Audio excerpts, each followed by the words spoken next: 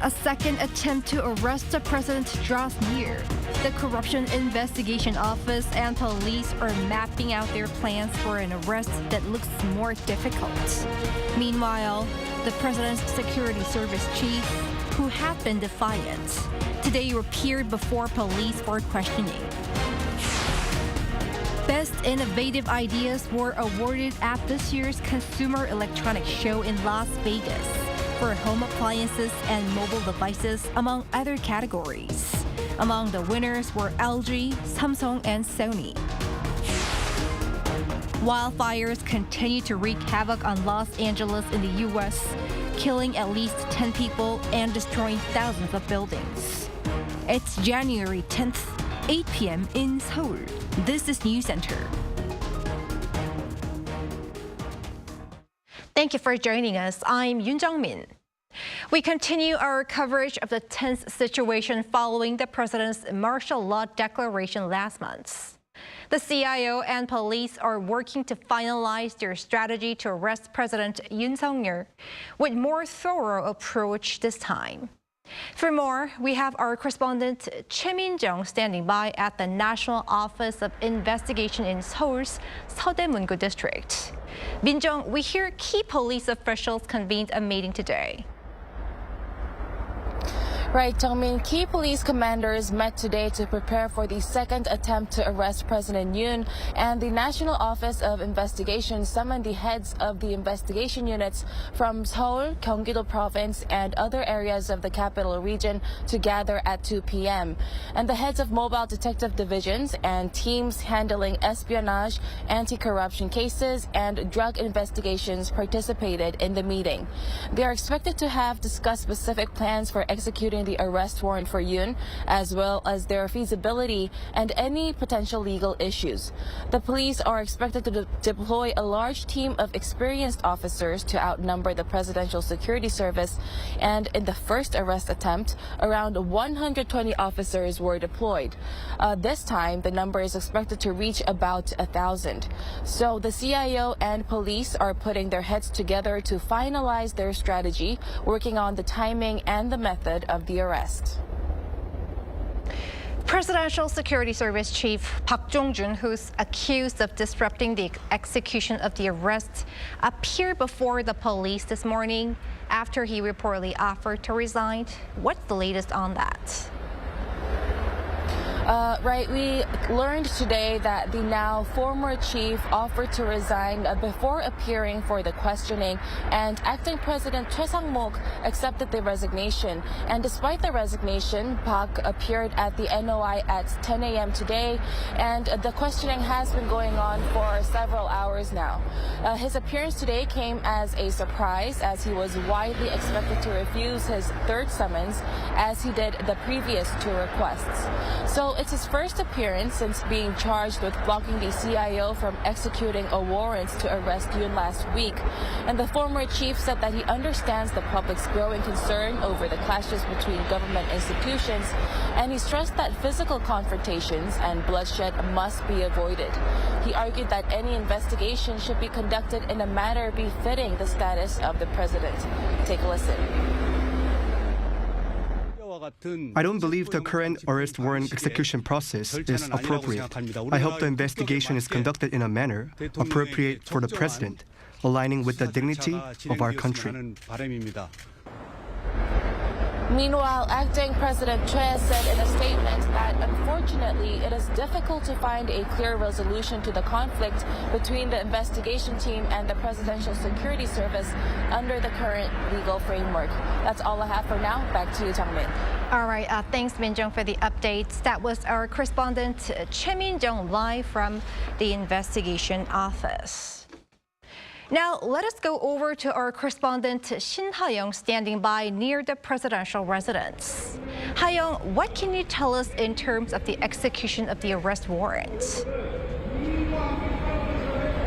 Well, I'm currently out here nearby the presidential residence in Hannam-dong Yongsan-gu district in Central Seoul. And today marks the 4th day since a new arrest warrant for President Yoon Suk Yeol was issued.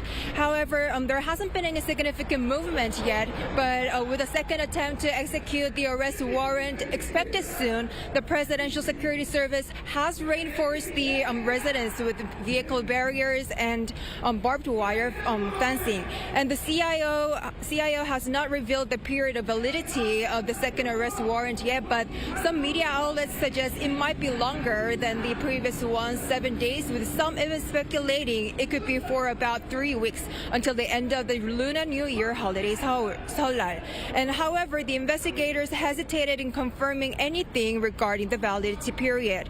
And meanwhile, President Yoon's team urged the Defense Ministry today to focus on its duty to protect the presidential residence.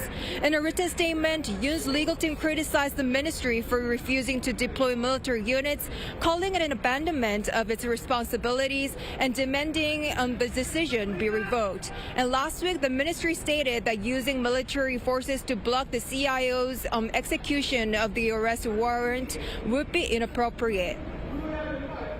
You know, it's freezing cold out there. What's the atmosphere like among the protesters near the presidential residence?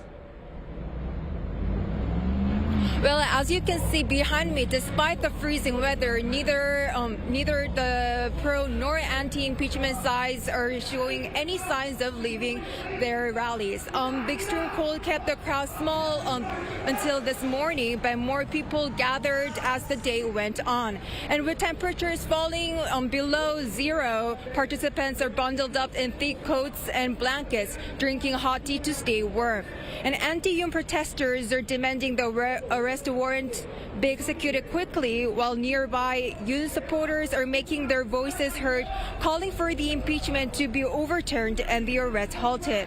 When Park Jong-jun, now a former chief of the Presidential Security Service, unexpectedly resigned just a few hours ago, Yoon supporters rallying near his residence let out signs of disappointment. That's all I have for this hour. Jang-min.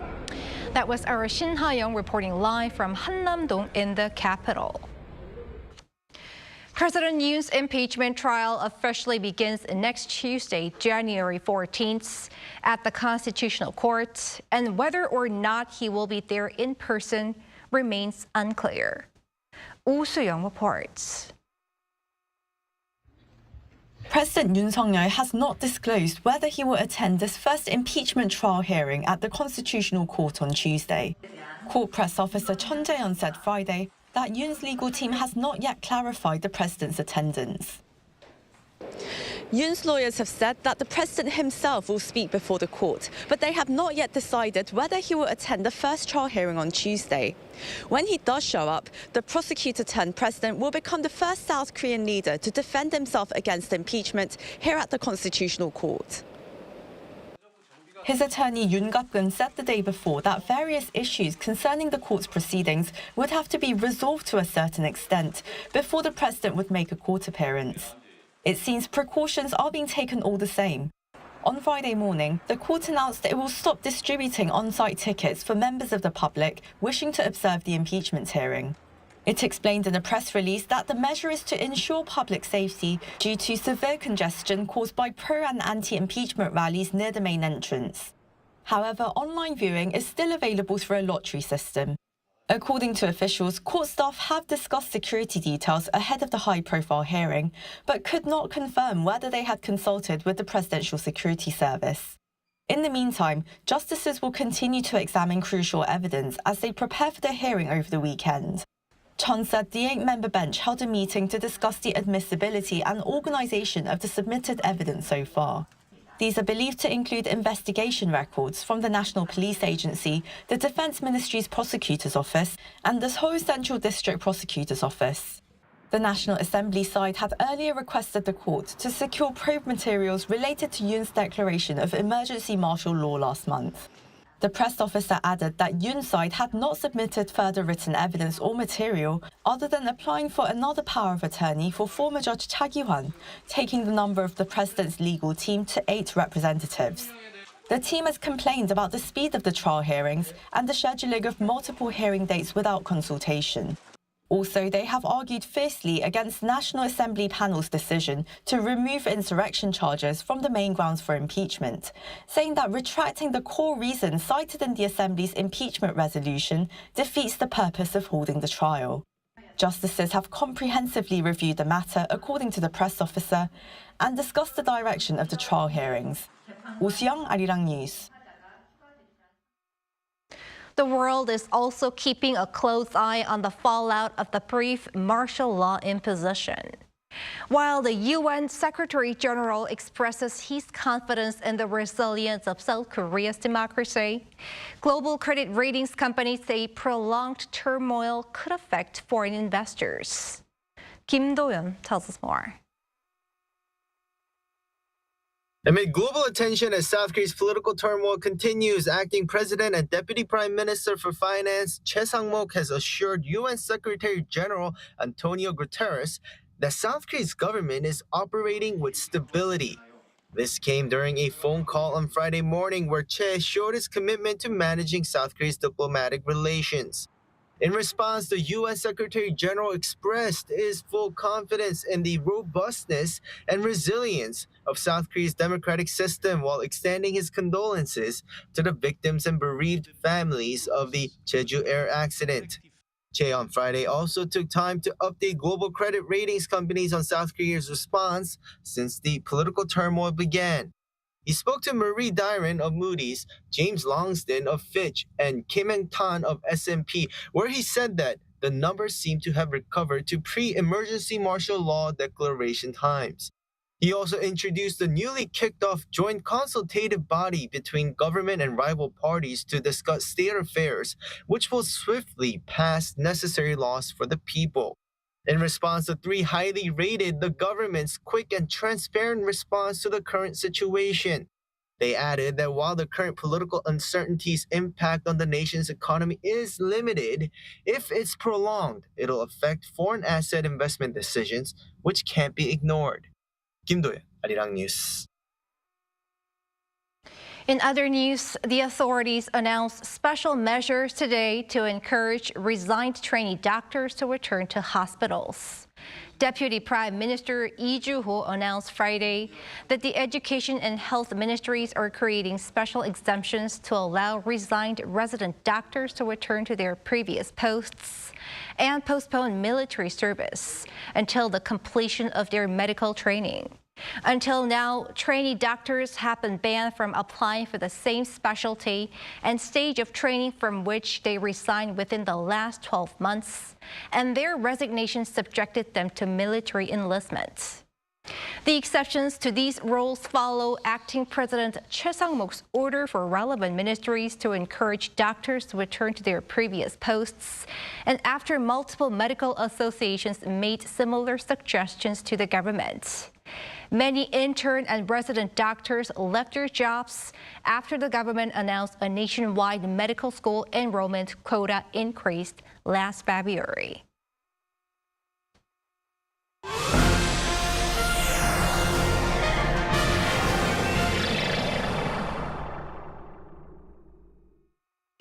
Harrowing scenes of destructions in the Los Angeles area have prompted much disbelief and dismay as raging wildfires continue to engulf homes and more. Kim Jong-soo covers the calamity there. Several wildfires fueled by dry conditions and strong winds are raging across the Los Angeles area.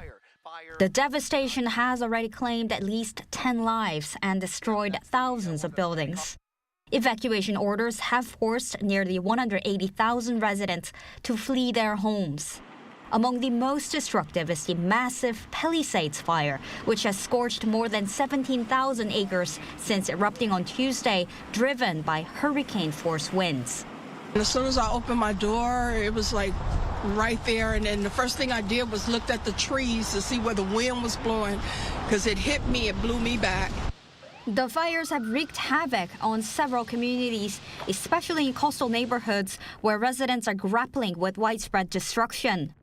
Obviously, the house across the street just unfortunately burned down, and 4 houses down, so it's been definitely a rough ride for the community over the past few days.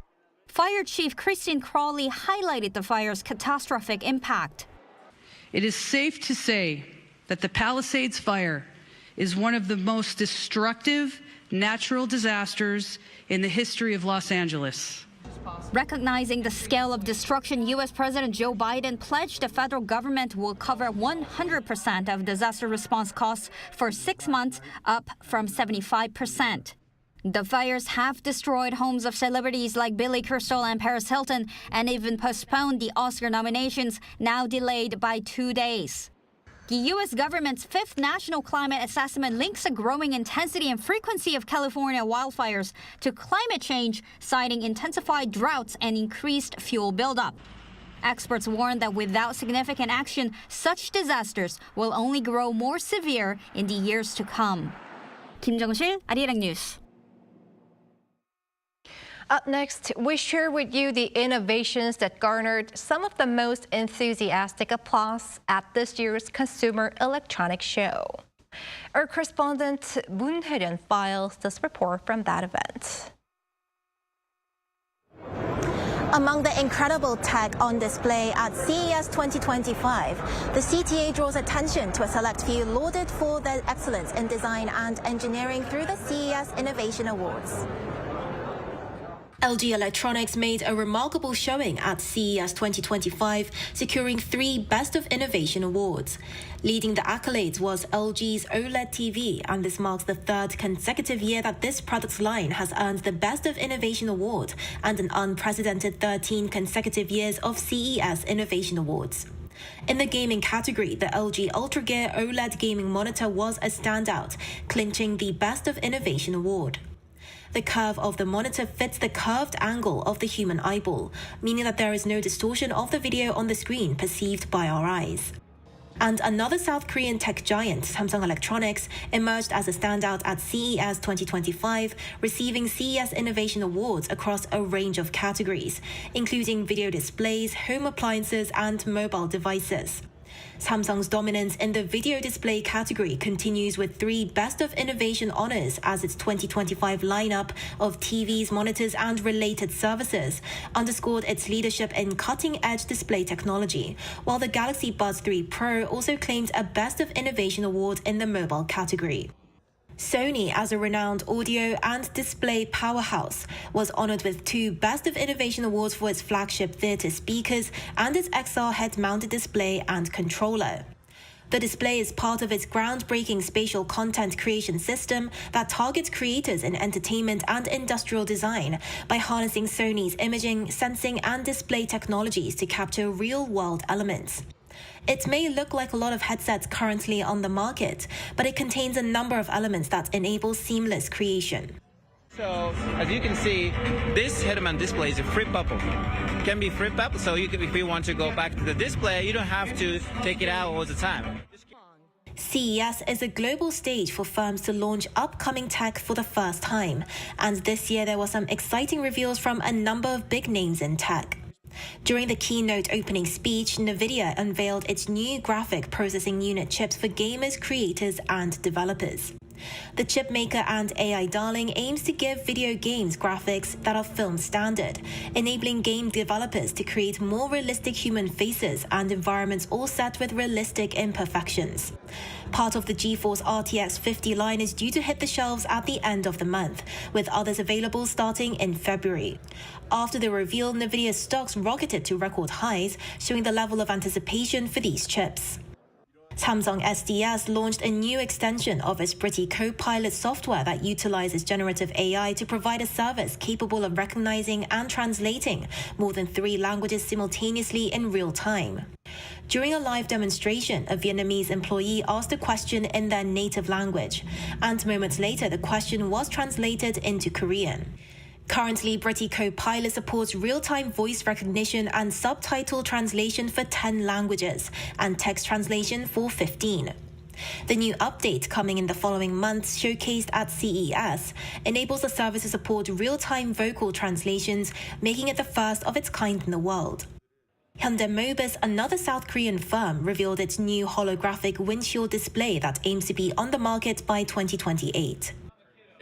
Normally, people think in consumer area, transparent display can be made by OLED and micro LED, but in automotive area, the environment is quite different. This display is gaining attention because transparent holographic displays in cars face unique challenges: visibility under sunlight, adapting to the curved windshield, and durability in harsh conditions like high humidity, temperatures, and vibrations. With groundbreaking innovations and record-setting achievements, CES 2025 has once again set the stage for a thrilling glimpse into the future of technology. 문혜련, Arirang News, Las Vegas.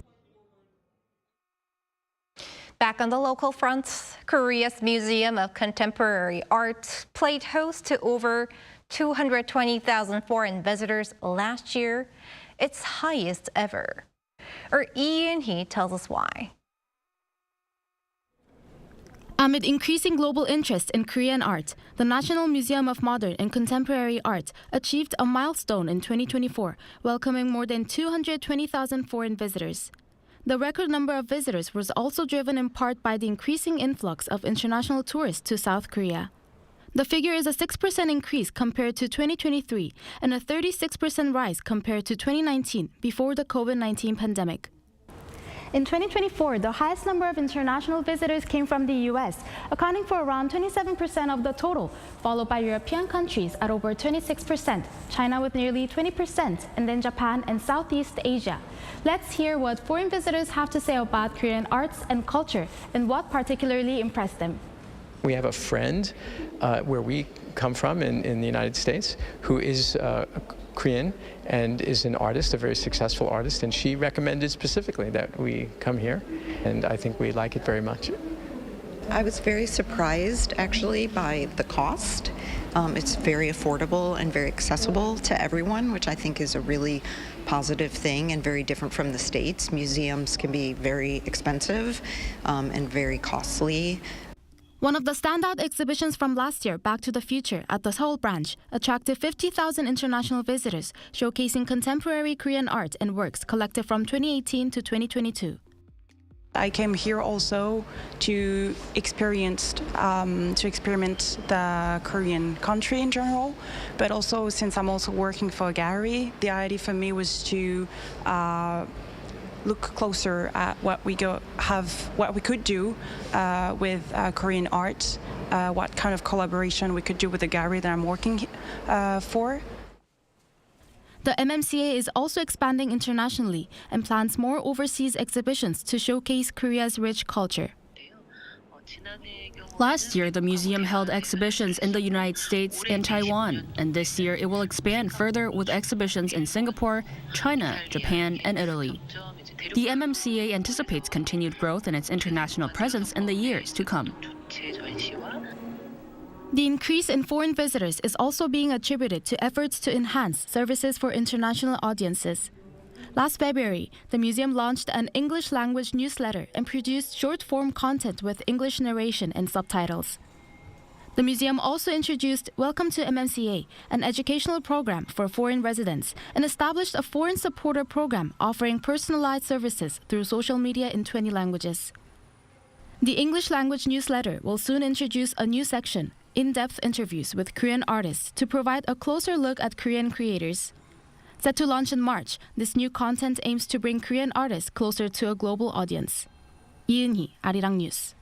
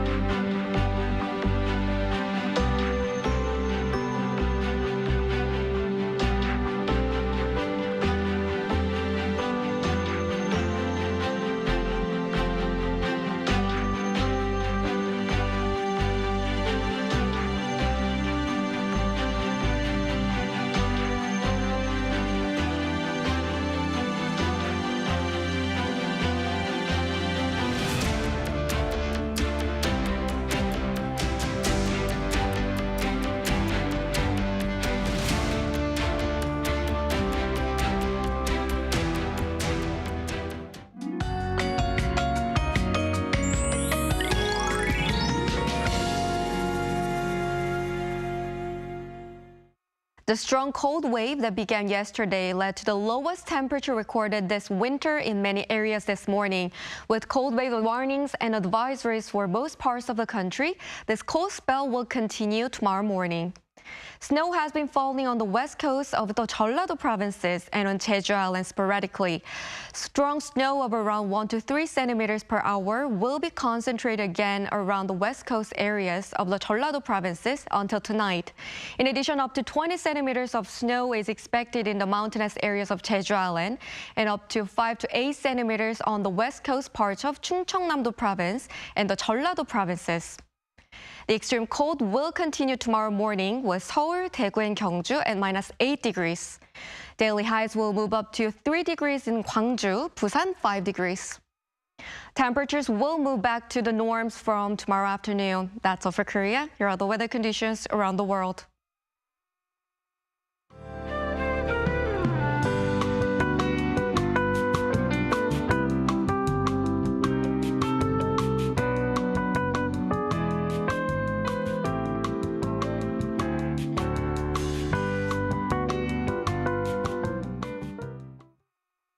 That is Newscenter for tonight. Thank you for watching. A panel session coming up.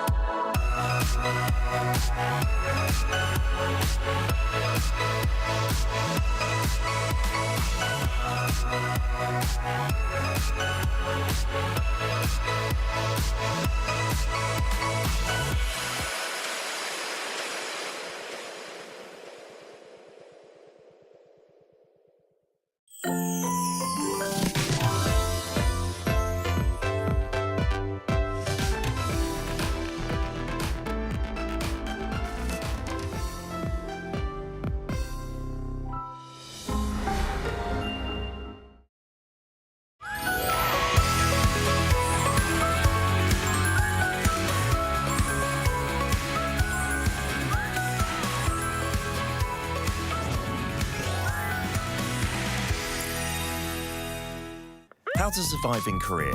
Cafes. Step 1. Find a seat. Before ordering, find a seat. Laptop ID, smartphone, jacket, whatever that can mark your territory. But no bites. It's a little too big.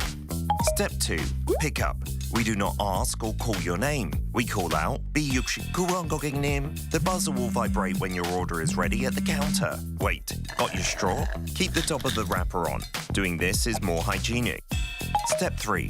Cafe etiquette. If you need to use your laptop, find a seat next to a socket. No extra charge for using electricity. But if you're staying over 3 hours, how about ordering another drink or dessert?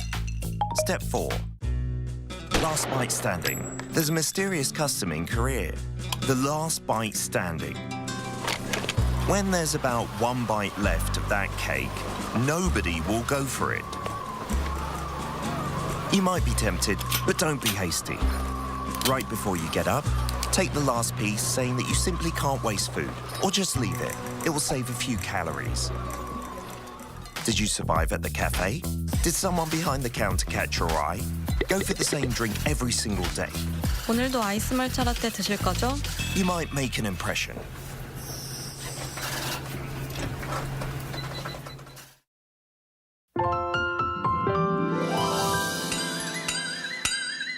It's go time.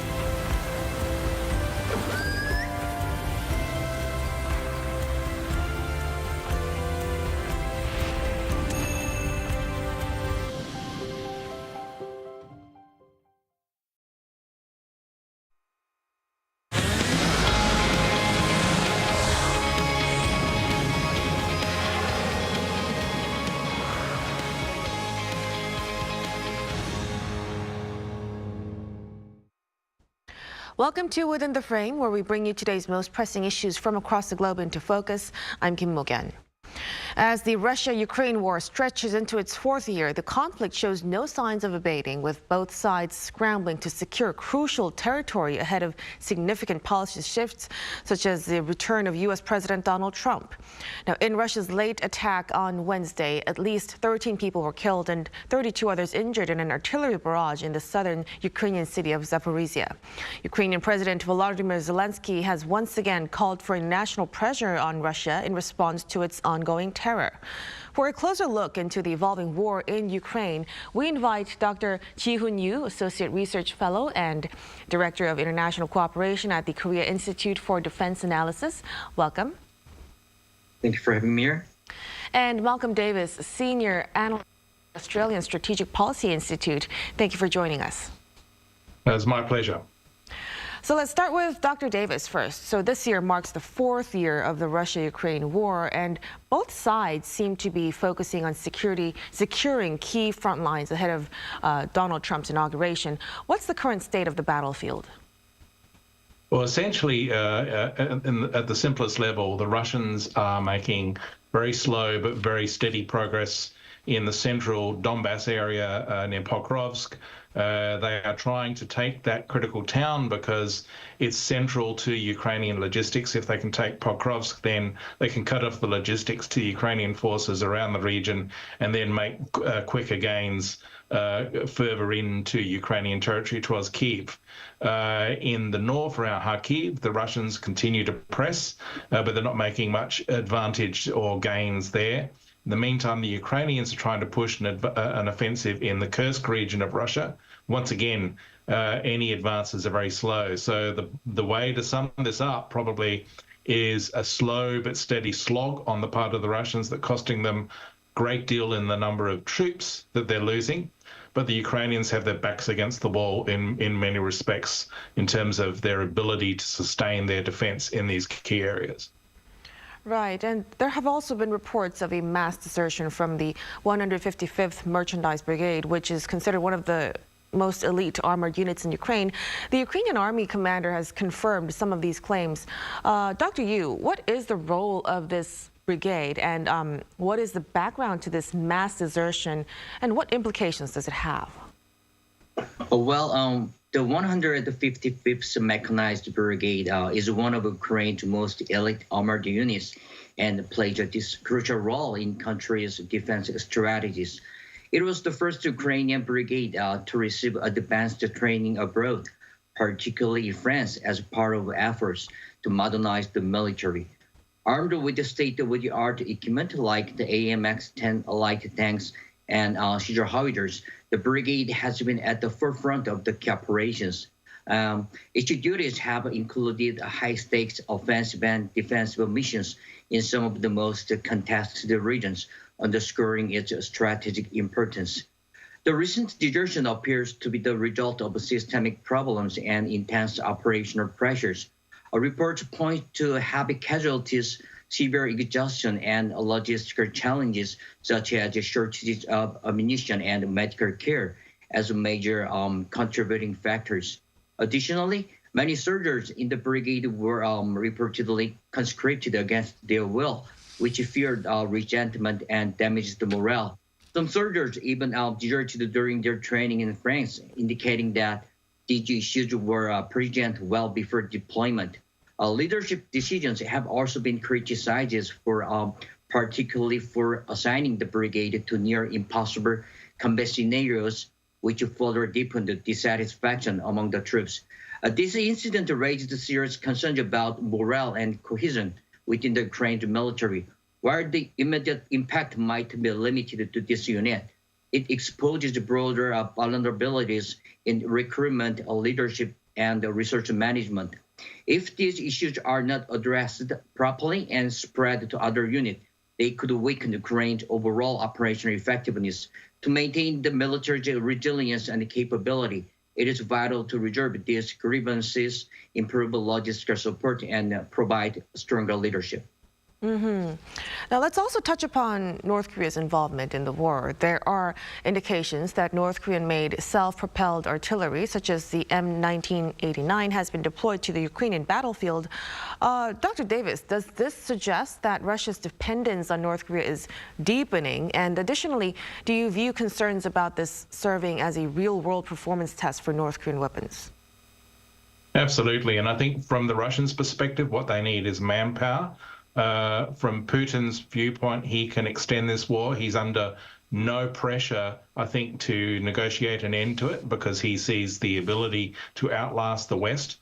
And particularly with North Korean assistance in terms of manpower and also military hardware, he can see the tide turning in his favor in 2025 going into 2026. So I think that when you look at that deployment of that self-propelled artillery, it's a classic way to test North Korean military hardware. I think that Russia will continue to rely both on North Korean troops and also the military hardware that the North Koreans produce. And you could see significant increases in the number of North Korean troops beyond what has already been deployed, which is about 11,000 troops so far. And you could see the introduction of new types of military capabilities beyond these sort of self-propelled artillery systems, so short-range ballistic missiles and so forth. So I definitely think that North Korean dimension is in this war to stay. Then about this, President Zelensky said that 4,000 North Korean soldiers deployed to Russia have lost their lives, while both Ukraine and the U.S. assess that the North Korean military has not had a significant impact on the battlefield. It seems that the front in the Kursk region has shifted in Russia's favor. Now, how should we interpret this contrasting evaluations of the North Korean troops' performance in battle, Dr. Yu? Well, the contrasting evaluations reflect the complexity of analyzing battlefield dynamics and the specific role of North Korean troops on the battlefield. On one hand, the claim of approximately 4,000 North Korean soldiers killed suggests that they have been deployed in significant numbers and have likely participated in intense combat. However, Ukraine and U.S. assessments that their impact has been minimal could mean these forces are poorly trained, lack effective coordination, or have been deployed in less critical areas. The apparent shift in favor of Russia in the Kursk region might not necessarily be attributed to the North Korean troops. Instead, it could result from broader Russian strategies, reinforcement, or logistical improvements. The North Korean forces may serve more as a supplement to fill gaps in manpower rather than as a decisive factor on the battlefield. It is also important to consider propaganda and morale. Ukraine may downplay the impact of North Korean troops to avoid overestimating their capabilities, while Russia might highlight their involvement to demonstrate growing international support. While the deaths of North Korean soldiers indicate their active involvement, their limited battlefield impact aligns with the view that they are not well prepared or central to Russia's strategies. The Kursk front's development likely stem from other factors, with North Korean troops playing only a peripheral role. Right, so they are largely involved, but their performance we'll have to see. Now, as the new year began, both Ukraine and Russia's leaders, of course, have issued their New Year's addresses, and President Zelensky pledged to use all means possible to end Russia's invasion. And with Trump's upcoming inauguration soon, do you foresee an intensification of territorial battles and preparations for a potential peace negotiation? Yes, it's very likely that territorial battles will intensify as both sides seek to strengthen their positions before any potential negotiations. President Zelensky's commitment to ending the invasions highlights Ukraine's determination to regain occupied territories and secure a favorable position in any future talks. Similarly, Russia is expected to push for territorial gains or solidify control over key areas to bolster its bargaining power. Trump's inauguration adds another layer of the uncertainty. If the U.S. adopts a different approach under his leadership, such as encouraging swift negotiations or reassessing military aid, both Ukraine and Russia might feel a sense of urgency to achieve a significant result on the battlefield before any shift in international policy occur. The coming months could see heightened offensives, particularly in contested regions, as both sides aim to reshape the front lines. However, this intensification of battles also comes with the risks, including escalating casualties and further destructions, which could complicate or delay peace efforts. Ultimately, how much the conflict escalates will depend on how quickly diplomatic channels open and the direction of the U.S. involvement under the new administrations. Now, in opposition to Zelensky, in his New Year's address, Russian President Vladimir Putin did not mention the Ukraine war, marking the first time since the invasion has began. Dr. Davis, what do you think is the reason for this omission? Look, I think that Putin is conscious of the fact that for many people in Russia, whilst they want to see a Russian victory, they want to see a rapid end to the war. The war is starting to impact on the Russian economy. And so Putin doesn't necessarily want to play this up. I think he wants to basically keep this going in the background. He feels that he can outlast the West and he can outlast the Ukrainians, with the Ukrainians suffering from severe manpower shortages and training challenges. And of course, we've now Trump about to be inaugurated. There's a great deal of uncertainty as to what the Trump administration's policy will be towards Ukraine. I think Putin is probably hoping that Trump will pull the rug out from under the Ukrainians. I don't think that's necessarily the case anymore. I think that the Trump people are starting to reconsider that and starting to think that maybe this is going to take longer than they had assumed. So I think that from Putin's perspective, he wants to keep this going. He may be required to issue a new mobilization in order to gain some sort of significant advantage on the battlefield. He doesn't want to play that up to the Russian people because he knows that will be unpopular. Right, so he's thinking about the domestic opinion. Now, meanwhile, President-elect Donald Trump has expressed support for Russia's stance against Ukraine's NATO membership. He's also known to be arranging a sit-down with Putin soon. Do you think the situation could lead to peace negotiations that would favor Russia, Dr. Yu?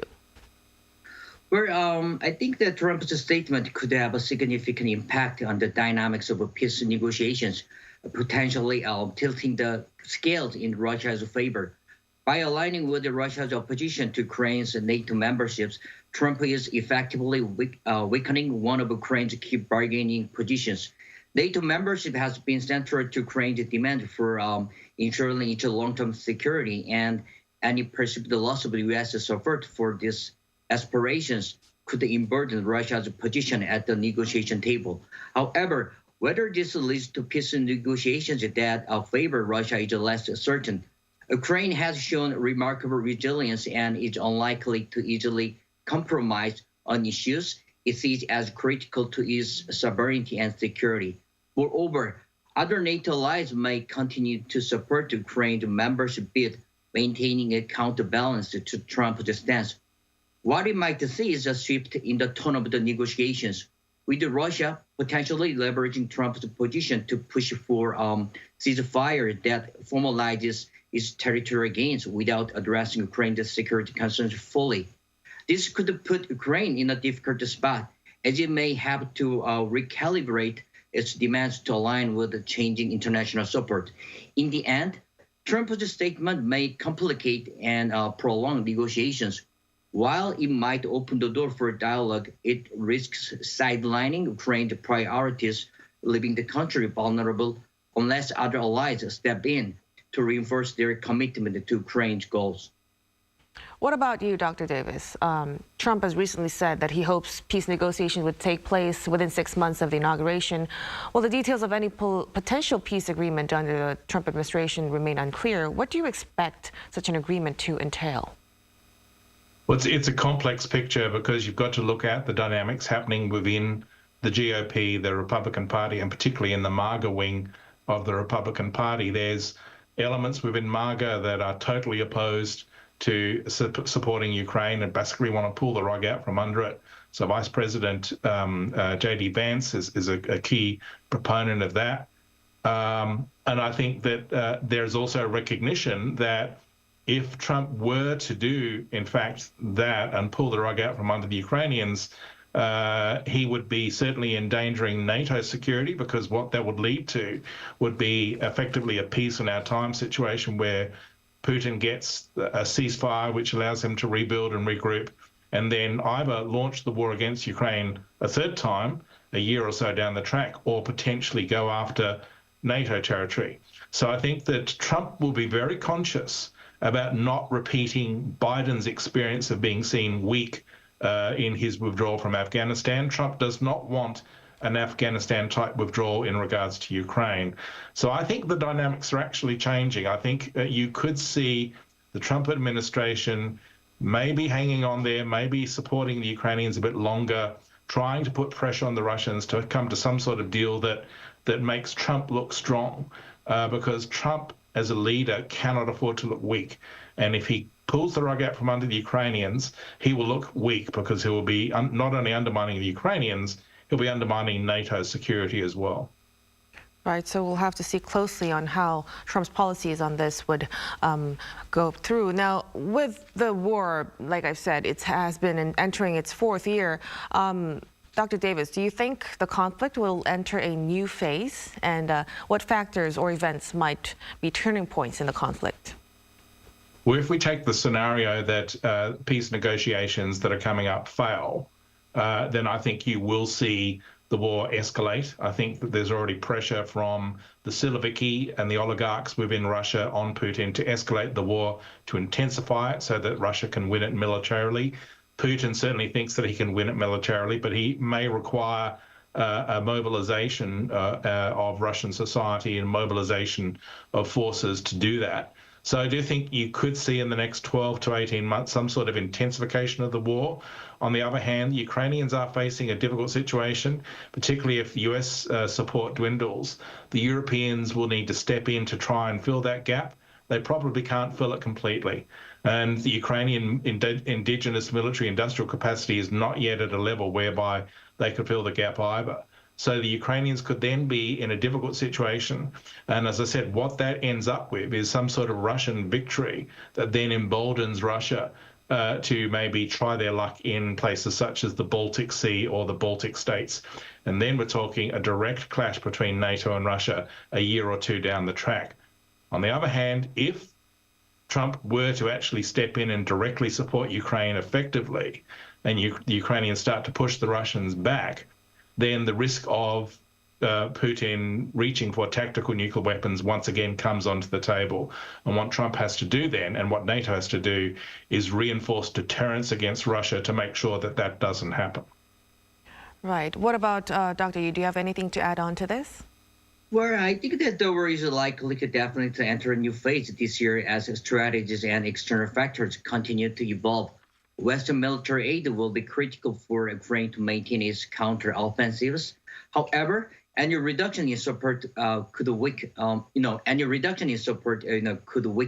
its position on the battlefield, making progress more challenging.